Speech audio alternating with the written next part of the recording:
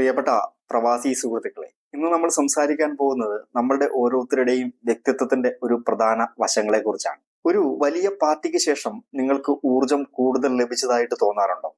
അതോ പൂർണ്ണമായും തളർന്നു പോയതായി തോന്നാറുണ്ടോ? നിങ്ങൾ പുതിയ ആളുകളുമായി സംസാരിക്കാൻ ഇഷ്ടപ്പെടുന്ന ഒരാളാണോ? അതോ അടുത്ത സുഹൃത്തുക്കളുമായി മാത്രം സമയം ചെലവഴിക്കാൻ ആഗ്രഹിക്കുന്ന ആളാണോ? നിങ്ങൾ ഒരു പുതിയ രാജ്യത്തെത്തുമ്പോൾ പുതിയ ആളുകളെ പരിചയപ്പെടാൻ ആകാംക്ഷ തോന്നാറുണ്ടോ? കുറച്ചു കാലം ഒറ്റയ്ക്ക് പുതിയ സാഹചര്യങ്ങളുമായി പൊരുത്തപ്പെടാൻ ആഗ്രഹിക്കുന്നവരാണ്? ഈ ചോദ്യങ്ങളുടെ ഉത്തരം നിങ്ങളുടെ വ്യക്തിത്വത്തിന്റെ ഒരു പ്രധാന ഭാഗത്തേക്കാണ് വിരൽ ചൂണ്ടുന്നത്. നിങ്ങൾ ഇൻട്രോവേർട്ട് ആണോ അതോ എക്സ്ട്രോവേർട്ട് ആണോ? ഇത് വെറും നാണംകുടി അല്ലെങ്കിൽ സംസാരപ്രിയൻ എന്നതിലുപരിയാണ്. ഈ രണ്ട് വ്യക്തിത്വങ്ങളെ കുറിച്ചുള്ള തെറ്റിദ്ധാരണകൾ മാറ്റാനും നിങ്ങളുടെ യഥാർത്ഥ സ്വഭാവം തിരിച്ചറിഞ്ഞ് അതിനെ എങ്ങനെ ഒരു ശക്തിയാക്കി മാറ്റാമെന്നും നമുക്കിന്ന് ചർച്ച ചെയ്യാം. കാരണം നിങ്ങളുടെ സ്വഭാവം അറിയുന്നത് നിങ്ങളുടെ വിജയത്തെയും സന്തോഷത്തെയും ഒരുപാട് സ്വാധീനിക്കും. ഇൻട്രോവേർഷനും എക്സ്ട്രോവേർഷനും തമ്മിലുള്ള പ്രധാന വ്യത്യാസം അവർക്ക് മാനസികപരമായ ഊർജം എവിടെ നിന്ന് ലഭിക്കുന്നു അല്ലെങ്കിൽ എവിടെ നഷ്ടപ്പെടുന്നു എന്നതിലാണ്. ഇത് മനസ്സിലാക്കിയാൽ ഈ രണ്ട് വ്യക്തിത്വങ്ങളെ കുറിച്ചുള്ള തെറ്റിദ്ധാരണകൾ ഒരു പരിധിവരെ നമുക്ക് മാറ്റിയെടുക്കാൻ സാധിക്കും. എക്സ്ട്രോവേർട്ടുകൾ, ഇവർക്ക് ഊർജം ലഭിക്കുന്നത് ഭാഗ്യലോകത്ത് നിന്നാണ്. അതായത് ആളുകളുമായി ഇടപഴകുന്നതിലൂടെ, സാമൂഹിക സാഹചര്യങ്ങളിൽ പങ്കെടുക്കുന്നതിലൂടെ, പുതിയ അനുഭവങ്ങളിലൂടെ. ഒരു ദിവസം മുഴുവൻ തനിച്ചിരുന്നാൽ അവർക്ക് വിരസതയും ക്ഷീണവും അനുഭവപ്പെടും. അവരുടെ സോഷ്യൽ ബാറ്ററി ചാർജ് ചെയ്യാൻ അവർക്ക് ആളുകൾ വേണം. ഒരു എക്സ്ട്രോവേർട്ട് ആണ് എന്നുണ്ടെങ്കിൽ അയാൾ ഒഴിവു ദിവസങ്ങളിൽ കൂട്ടുകാരുമായി പുറത്തു കറങ്ങുന്നത്, മാളിൽ പോകുന്നത്, മലയാളി അസോസിയേഷൻ മീറ്റിങ്ങുകളിൽ പങ്കെടുക്കുന്നത് എന്നിവയെല്ലാം അവർക്ക് വലിയ ഊർജം നൽകും. ജോലിക്ക് ശേഷം കുറച്ച് കൂട്ടുകാരുമായി സംസാരിക്കാൻ കിട്ടുന്ന അവസരങ്ങൾ അവർ ഒരിക്കലും ഉപേക്ഷിക്കില്ല. അതവർക്ക് വലിയ ഉന്മേഷം നൽകും. ഇനി ഇൻട്രോവേർട്ടുകളാണെന്നുണ്ടെങ്കിൽ ഇവർക്ക് ഊർജം ലഭിക്കുന്നത് അവരുടെ ആന്തരിക ലോകത്ത് നിന്നാണ്. അതായത് തനിച്ചിരുന്ന് ചിന്തിക്കുന്നതിലൂടെ, പുസ്തകം വായിക്കുന്നതിലൂടെ, അല്ലെങ്കിൽ ഒന്നോ രണ്ടോ സുഹൃത്തുക്കളുമായി ആഴത്തിൽ സംസാരിക്കുന്നതിലൂടെ. അവർ ഒരു വലിയ പാർട്ടിയിലോ മീറ്റിംഗിലോ പങ്കെടുത്തതിന് ശേഷം അവർക്ക് മാനസികപരമായ തളർച്ച അനുഭവപ്പെടും. അവരുടെ സോഷ്യൽ ബാറ്ററി റീചാർജ് ചെയ്യാൻ അവർക്ക് ഏകാന്തത ആവശ്യമാണ്. ഒരാള് ഇൻട്രോവേർട്ട് ആണ് എന്നുണ്ടെങ്കിൽ ഒഴിവു ദിവസങ്ങളിൽ റൂമിൽ തനിച്ചിരുന്ന് പുസ്തകം വായിക്കുന്നത്, സിനിമ കാണുന്നത്, അല്ലെങ്കിൽ സ്വന്തം ചിന്തകളിൽ മുഴുകുന്നത് ഊർജം നൽകും. ജോലിയുടെ തിരക്ക് കഴിഞ്ഞാൽ അവർ വീട്ടിൽ ശാന്തമായി ഇരിക്കാനാണ് കൂടുതലും ആഗ്രഹിക്കുന്നത്. ഇതിനർത്ഥം ഇൻട്രോവേർട്ടുകൾക്ക് ആളുകളെ ഇഷ്ടമല്ലെന്നോ എക്സ്ട്രോവേർട്ടുകൾക്ക് തനിച്ചിരിക്കാൻ കഴിയില്ല എന്നല്ല. മറിച്ച് അവരുടെ ഊർജത്തിന്റെ ഉറവിടം വ്യത്യസ്തമാണെന്ന് മാത്രം. ചിലപ്പോ നമുക്ക് ഇഷ്ടപ്പെട്ട ആളുകളോട് ഒരു പരിധിയിൽ കൂടുതൽ ഇടപെട്ടാൽ നിങ്ങൾ ഇൻട്രോവേർട്ട് ആണെന്നുണ്ടെങ്കിൽ നിങ്ങൾക്ക് ക്ഷീണം അനുഭവപ്പെടാം. ഈ വിഷയത്തെക്കുറിച്ച് ഒരുപാട് തെറ്റിദ്ധാരണകളുണ്ട്. ഇൻട്രോവേർട്ടുകളെ കുറിച്ചുള്ള തെറ്റിദ്ധാരണകൾ ഇതൊക്കെയാണ്. ഇൻട്രോവേർട്ടുകൾ നാണംകുടികളും സാമൂഹിക ഉത്കണ്ഠ ഉള്ളവരുമാണ്. ഇത് തെറ്റാണ്. നാണം എന്നത് സാമൂഹിക സാഹചര്യങ്ങളോടുള്ള ഭയമാണ്. എന്നാൽ ഇൻട്രോവേഷൻ എന്നത് ഊർജവുമായി ബന്ധപ്പെട്ടതാണ്. ഒരുപാട് ഇൻട്രോവേർട്ടുകൾ നല്ല ആത്മവിശ്വാസമുണ്ട്. അവർക്ക് പൊതുവേദികളിൽ സംസാരിക്കാൻ ഒരു മടിയും ഉണ്ടാകില്ല. ഒരു ഇൻട്രോവേർട്ട് മലയാളി അസോസിയേഷൻ പരിപാടികളിൽ സജീവമായി പങ്കെടുക്കില്ലായിരിക്കാം, അല്ലെങ്കിൽ ഒരു വലിയ ഗ്രൂപ്പിന്റെ ശ്രദ്ധ ആകർഷിക്കാൻ ശ്രമിക്കില്ലായിരിക്കാം. എന്നാൽ അവർക്ക് താല്പര്യമുള്ള ഒരു വിഷയത്തെക്കുറിച്ച് ആഴത്തിൽ സംസാരിക്കാൻ അവർക്ക് കഴിയും. ഒരുപാട് പ്രശസ്തരായ നടന്മാരും നേതാക്കളും ഇൻട്രോവേർട്ടുകളാണ്. പക്ഷേ ആ പ്രകടനത്തിന് ശേഷം അവർക്ക് റീചാർജ് ചെയ്യാൻ കുറച്ച് സമയം വേണം. ഇൻട്രോവേർട്ടുകളെ കുറിച്ചുള്ള മറ്റുള്ളൊരു തെറ്റിദ്ധാരണയാണ് അവർക്ക് ആളുകളെ ഇഷ്ടമല്ല. ഇത് വെറും തെറ്റാണ്. ഇൻട്രോവേർട്ടുകൾക്ക് കൂടുതൽ ആളുകളെ വേണ്ട എന്ന് മാത്രം. അവർക്ക് കുറഞ്ഞതും എന്നാൽ ആഴത്തിലുള്ളതുമായ സൗഹൃദങ്ങളാണ് ഇഷ്ടം. ഒരു വലിയ ഗ്രൂപ്പിൽ ഉപരിവിപ്ലവമായി സംസാരിക്കുന്നതിനേക്കാൾ വിശ്വസിക്കാൻ കൊള്ളാവുന്ന ഒരാളുമായി ആഴത്തിൽ സംസാരിക്കാനാണ് അവർ ആഗ്രഹിക്കുന്നത്. പ്രവാസ ജീവിതത്തിൽ അത്തരത്തിലുള്ള ആഴത്തിലുള്ള സൗഹൃദങ്ങളാണ് അവർക്കുള്ള ശക്തി നൽകുന്നത്. ചുരുക്കത്തിൽ ഇൻട്രോവേർട്ടുകൾ ചിന്തിച്ച് സംസാരിക്കുന്നവരും നല്ല കേൾവിക്കാരും ആഴത്തിൽ ചിന്തിക്കുന്നവരുമാണ്. എക്സ്ട്രോവേർട്ടുകളെ കുറിച്ചുള്ള തെറ്റിദ്ധാരണകൾ എന്തൊക്കെയാണെന്ന് നോക്കാം. എക്സ്ട്രോവേർട്ടുകൾ എപ്പോഴും സന്തോഷവാന്മാരും ഉപരിവിപ്ലവമായി സംസാരിക്കുന്നവരുമാണ് എന്നാണ്. എന്നാൽ ഇത് ശരിയല്ല. എക്സ്ട്രോവേർട്ടുകൾ ആഴത്തിലുള്ള സംഭാഷണങ്ങൾ ഇഷ്ടമാണ്. അവർക്ക് വിഷാദവും ദുഃഖവും ഒക്കെ ഉണ്ടാകാം. അവർക്ക് കൂടുതൽ സാമൂഹികപരമായ ഉത്തേജനം വേണമെന്ന് മാത്രം. ഒരു എക്സ്ട്രോവേർട്ട് വലിയ ഗ്രൂപ്പിൽ തമാശകൾ പറയുകയും എല്ലാവരുമായി അടുത്തിടപഴകുകയും ചെയ്യുമായിരിക്കാം. എന്നാൽ അതിനർത്ഥം അവർക്ക് ആഴത്തിലുള്ള ആ വിഷയത്തെക്കുറിച്ച് സംസാരിക്കാൻ കഴിയില്ല എന്നല്ല. അവർക്ക് അവരുടെ പ്രശ്നങ്ങളെക്കുറിച്ച് സംസാരിക്കാൻ ഒരു സുഹൃത്തിന് വേണ്ടി വരും. എന്നാൽ അത് ചിലപ്പോൾ ഒരു ഗ്രൂപ്പിലെ സംഭാഷണത്തിനിടയിലായിരിക്കാം, അല്ലെങ്കിൽ ഒരു കോഫി ഷോപ്പിൽ വെച്ചായിരിക്കാം. എക്സ്ട്രോവേർട്ടുകളെ കുറിച്ചുള്ള മറ്റൊരു തെറ്റിദ്ധാരണയാണ് അവർക്ക് തനിച്ചിരിക്കാൻ കഴിയില്ല എന്നുള്ളത്. ഇത് ഒരു തെറ്റിദ്ധാരണയാണ്. എക്സ്ട്രോവേർട്ടുകൾക്ക് തനിച്ചിരിക്കാൻ കഴിയും, പക്ഷേ അത് അവരുടെ ഊർജം കളയും. ഇൻട്രോവേർട്ടുകൾ തനിച്ചിരുന്ന് ചിന്തിച്ച് കാര്യങ്ങൾ തീരുമാനിക്കുമ്പോൾ എക്സ്ട്രോവേർട്ടുകൾ സംസാരിച്ചാണ് കാര്യങ്ങളെക്കുറിച്ച് വ്യക്തത വരുത്തുന്നത്. ഒരു പ്രശ്നമുണ്ടാകുമ്പോൾ ഒരു എക്സ്ട്രോവേർട്ട് ഒരു സുഹൃത്തിനെ വിളിച്ച് അതിനെക്കുറിച്ച് സംസാരിക്കുകയും ആ സംഭാഷണത്തിലൂടെ ഒരു പരിഹാരത്തിലേക്ക് എത്തുകയും ചെയ്യും. ഒറ്റയ്ക്കിരുന്ന് ചിന്തിക്കുമ്പോൾ അവർക്ക് പലപ്പോഴും ഒരു വ്യക്തത കിട്ടത്തില്ല. ചുരുക്കത്തിൽ എക്സ്ട്രോവേർട്ടുകൾ വേഗത്തിൽ തീരുമാനമെടുക്കുന്നവരും ഗ്രൂപ്പ് പ്രവർത്തനങ്ങളെ ഇഷ്ടപ്പെടുന്നവരുമായി. ഇവര് മറ്റുള്ളവരിൽ നിന്ന് ഊർജം സ്വീകരിക്കുന്നവരാണ്. നമ്മൾ ഭൂരിഭാഗം പേരും ചിലപ്പോ ഈ ഇൻട്രോവേർട്ടോ എക്സ്ട്രോവേർട്ടോ ആയിരിക്കില്ല. ഇതിന്റെ രണ്ടിന്റെയും സ്വഭാവം കാണിക്കുന്നവരെയാണ് ആംബിവേർട്ട് എന്ന് പറയുന്നത്. ഒരു വ്യക്തിക്ക് ഇൻട്രോവേർഷന്റെയും എക്സ്ട്രോവേർഷന്റെയും സ്വഭാവങ്ങൾ ഒരേ സമയം കാണിക്കാൻ സാധിക്കുന്നുണ്ടെങ്കിൽ അവര്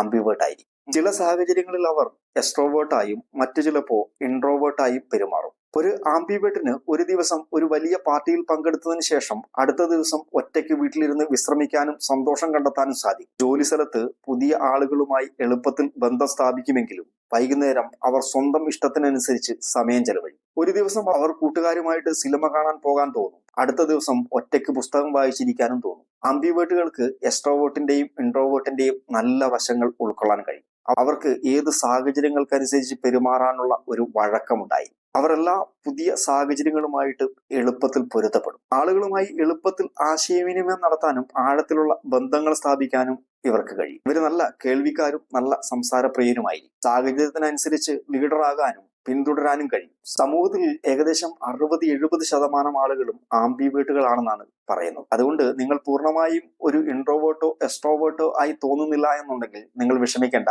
നിങ്ങൾ ഒരു ആംബിവേർട്ട് ആയിരിക്കും. ഓരോ വിഭാഗത്തിനും അതിൻ്റെതായ ശക്തികളുണ്ട്. അതേതൊക്കെയാണെന്ന് നമുക്ക് നോക്കാം. ഒരു വ്യക്തിത്വവും മറ്റൊന്നിനേക്കാൾ മികച്ചതല്ല, രണ്ടിനും അതിൻ്റെതായ ശക്തികളുണ്ട്. ഇത് നിങ്ങളുടെ ഒരു കുറവായി കാണേണ്ടതല്ല, മറിച്ച് നിങ്ങളുടെ ഒരു പ്രത്യേകതയാണ്. ഇൻട്രോവേർട്ടുകളുടെ ശക്തികൾ എന്തൊക്കെയാണെന്ന് നോക്കാം. അവർ മികച്ച കേൾവിക്കാരായിരിക്കും. പ്രവാസ ജീവിതത്തിൽ പലപ്പോഴും പല ആളുകൾക്കും പലതും പറയാനുണ്ടാകും.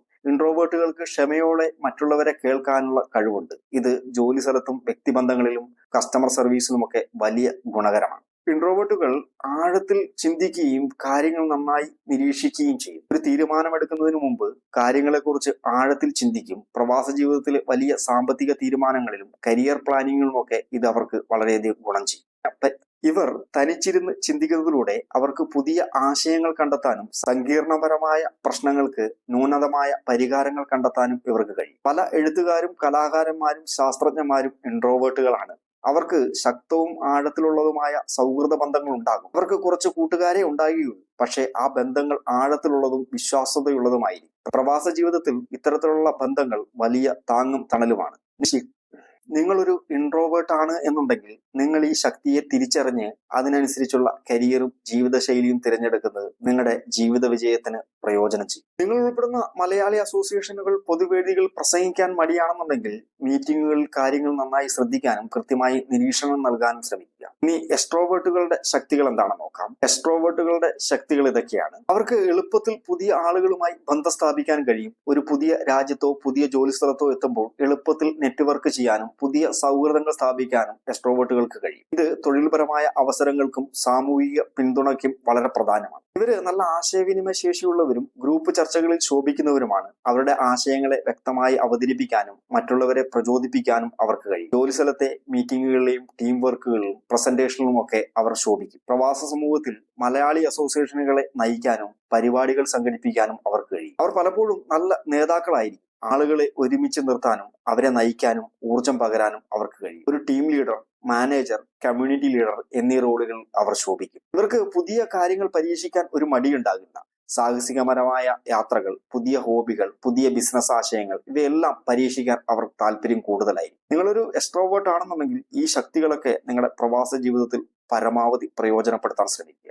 നിങ്ങളുടെ സാമൂഹിക കഴിവുകൾ ഉപയോഗിച്ച് നല്ല ബന്ധങ്ങൾ സ്ഥാപിക്കുക. അത് നിങ്ങളുടെ വ്യക്തിപരമായ വളർച്ചയ്ക്കും കരിയർ വളർച്ചയ്ക്കും ഒരുപാട് ഗുണം ചെയ്യും. ഒരു വ്യക്തിത്വവും മികച്ചതല്ല. ഇനി ഇൻട്രോവേർട്ടുകൾക്ക് പ്രവാസ ജീവിതത്തിൽ നേരിടേണ്ടി വരുന്ന ചില വെല്ലുവിളികൾ എന്തൊക്കെയാണെന്ന് നോക്കാം. ഒരു സാമൂഹിക പരിപാടികളിൽ പങ്കെടുക്കേണ്ടി വരുമ്പോൾ മലയാളി അസോസിയേഷനുകളുടെ പരിപാടികൾ അല്ലെങ്കിൽ ഗ്രൂപ്പ് ഔട്ടിങ്ങുകൾ, നിർബന്ധിത സാമൂഹിക ഒത്തുചേരലുകൾ എന്നിവ ഇൻട്രോവേർട്ടുകൾക്ക് ഊർജം ചോർന്നു പോകുന്ന അനുഭവങ്ങളായിരിക്കും. ഇത് ഒഴിവാക്കുമ്പോൾ ഒതുങ്ങിക്കൂടിയവർ, കൂട്ടത്തിൽ കൂടാത്തവർ എന്നൊക്കെ ചീത്തപ്പേര് കേൾക്കേണ്ടി വരും. അതേപോലെ ജോലി സ്ഥലത്ത് നിരന്തരമായി ആളുകളുമായി സംസാരിക്കേണ്ടി വരുന്നത് അല്ലെങ്കിൽ ഒരു വലിയ ഓപ്പൺ ഓഫീസ് ജോലി ചെയ്യേണ്ടി വരുന്നത് അവർക്ക് വലിയ സമ്മർദ്ദമുണ്ടാകും. സാമൂഹിക ബന്ധങ്ങൾ കുറയുമ്പോൾ, മനസ്സ് തുറന്ന് സംസാരിക്കാൻ ആളില്ലാതെ വരുമ്പോൾ അവർക്ക് ഒറ്റപ്പെടലുകൾ അനുഭവപ്പെടാം. പ്രത്യേകിച്ച് ഹോം സിക്നസ് വരുമ്പോൾ. പുതിയ ആളുകളെ പരിചയപ്പെടാനുള്ള മടിയുണ്ടായിരിക്കും. ഒരു പുതിയ രാജ്യത്ത് പുതിയ സൗഹൃദങ്ങൾ സ്ഥാപിക്കാൻ അവർക്ക് സ്വാഭാവികമായും മടിയുണ്ടാകും. ഈ ഇൻട്രോവേർട്ടുകൾക്ക് അവർക്കുണ്ടാകുന്ന വെല്ലുവിളികളെ എങ്ങനെ നേരിടാമെന്ന് നോക്കാം. വലിയ പരിപാടികൾ ഒഴിവാക്കി